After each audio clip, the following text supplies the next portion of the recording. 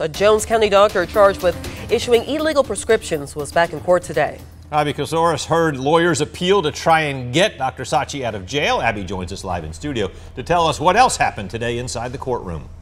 Frank and Lori, there were no empty seats in the courtroom today. Dozens of Thomas Sachy's patients, family, and friends, as well as people who said their family members overdosed on his prescription drugs, all waiting to hear whether Judge Charles White would release the doctor.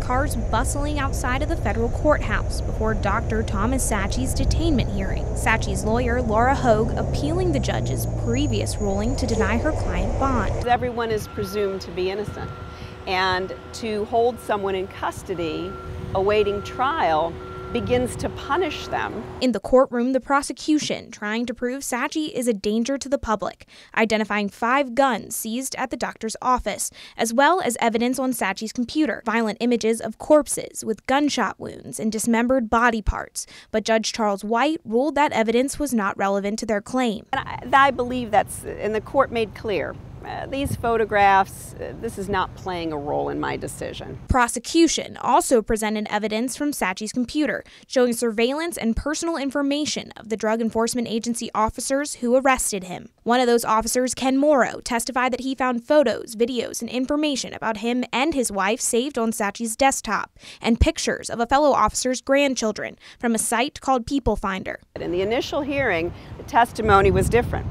It was as if he had paid for a private service to look for things that were not available open source. After a hearing of more than 2 hours, Judge White upheld his previous ruling that Sachy was a threat to the public and should remain in jail until trial. Hogue says she will appeal that ruling. I spoke to members of 2 families who lost loved ones to overdoses, and they say they want Sachy held responsible. But another woman, Mary Street Logan, defended Sachy and said that with Sachy in jail, her husband is suffering and unable to get the medication he needs. Back to you guys at the desk. All right, thank you very much, Abby. Sachy will be held in a county jail until his trial begins. And a federal indictment charged him with issuing illegal prescriptions, money laundering, and causing the death of at least 2 patients. He could face life in prison.